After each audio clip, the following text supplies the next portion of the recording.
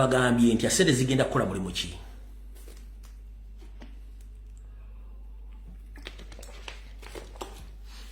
Ku Lwokuna nabagambye esente zigenda kukola ki, ababaddeko ku Lwokuna wano.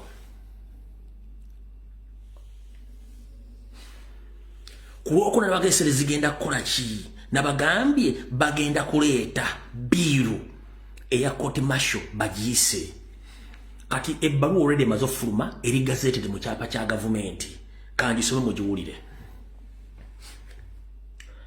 The Republic of Uganda Prime Minister ADM/15 of 01 10th April 2025.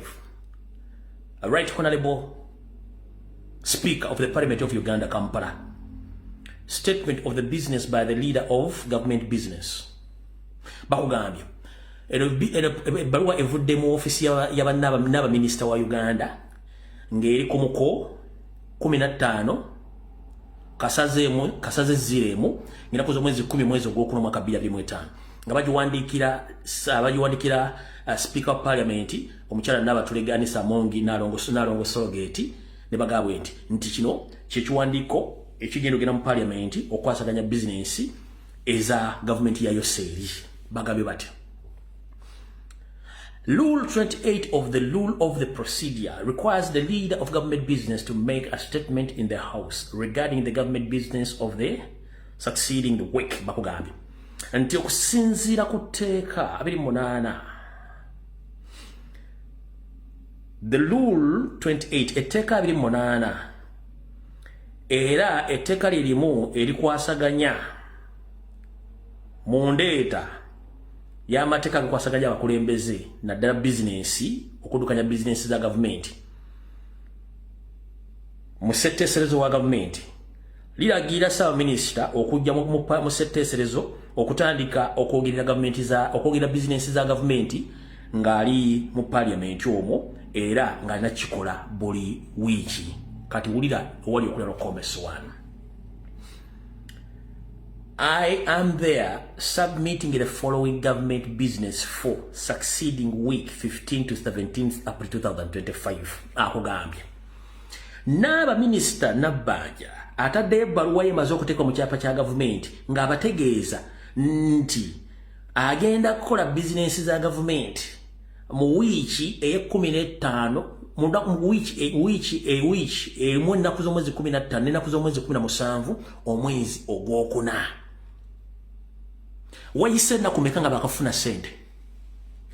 Wayisewo ennaku mmeka nga bakafuna sente? Olwaliro kuziri 11 13 bagenda okuleeta biiru eno 17 ndoza bagiyise. Okitegedde bulungi katugenze mu kawaayi mulimu obwayi obubi. Akasooka the Uganda People's Defence Force Amendment Bill 2025 lyetteeka liri erigenda okukwata buli muntu yenna owa bulijjo nga bakwesigalizaako nti olina ekintu ky'amagye bakutwale bakusibire mu kooti y'amagye. Ke kawaayira ye biru esooka. Kati ogwattula gwe gwasaka. Mu Uganda tugenda mu kye bayita state of kwagamaya. No one will be safe if you are not among the family of Museveni. Even if you are an NRM diehard or supporter, if they know you that you are against Gi's rule in Uganda, you are going to be charged in the court martial very soon or later.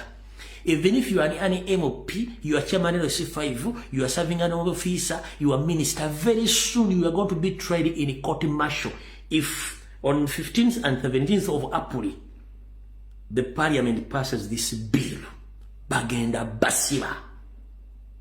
Nga toli wa kabano ka Museveni ngowagira nabagambi mubereke yafulu nnyo bamba Parliament omulaga wazibu nnyo sente mwaziridde ne mugenda kwesibya kabirani tamungi bagenda kusiba bagenda kutta kano ka video bajja kajja nakuzoma ziri 11 ogwokuna 2025 sigo yesiga ebizigo nova mu bulaka nofuka chokule nova mu chokule kati wafuka Jackie Chani oli mu lusama wonga amatama gonna gengedde olinganga asiba ku mbizi wenna wekikuba ekizigo nobangane basobola kuteeka mugundi basobola kuteeka mu project na balidako kuno eki Nigeria mu face yo kubanga kiki tokyalina wadde akantu konna akaziiza olususulwo kati bagenda kusiba oba gwerinda kona kulabula dda omanyi temuwulira kati tugenze kookubiri bagamba bati statement by the Minister of Gender and Labour and Social Development on the commemoration of the Internal Labour Day. I beg to submit now Minister Nabanja olosente bamaze okuziteekayo bagenda kuyisa ebintu byabwe kati wano okulya wali okulya n'okukomba essowaani soko kakkane Mr. President Robert Kyagulanyi Ssentamu, the duly elected President of the Republic of Uganda, will be back home, sir. Plus, the leader of opposition, Mr. Joel Senyonyi and SG. This is my humble request, according to what is coming. Mr. President, and your entire leadership, I beg you kindly, please, to instruct all the MPs who belong to national platform, they should not participate or attend any sitting on 15th and 17th of April 2025, which sitting are with the aim of passing the military court-martial to stay in the presence so that it can prosecute civilians in army courts. So, Mr. President, Joel Senyonyi, the loop, please instruct all our national platform MPs they should not attend. Let it be on record that our MPs didn't attend the session, which is going to torture Ugandans in court martial.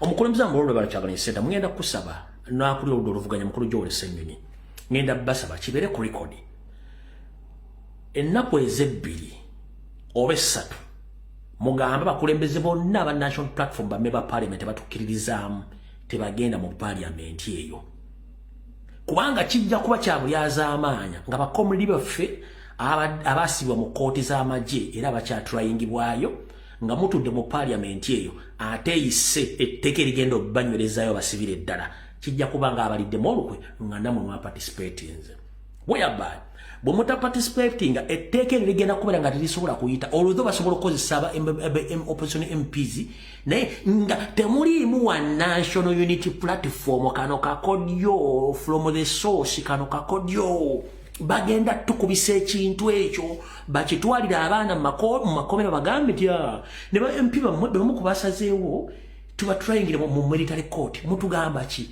Mr. President mukulu nkusaba abaana bali mu kkomera bambi by'omutima naye kasita abaana abaleetera ekintu kino nti ba MP ba Nuupu babadde mu parliament bayise etteeka lyo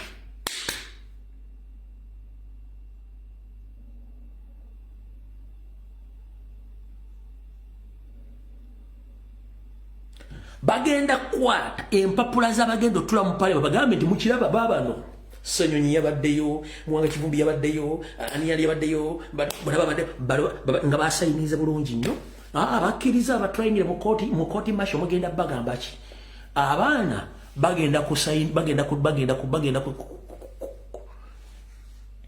ku ddala wa gavumenti bagenda nti kati emisango tugikkiriza ke kakodika bagenda bakola Mr. President please nkusaba sikusabangako from my reliable source bagenda tukuba goolo oba free kick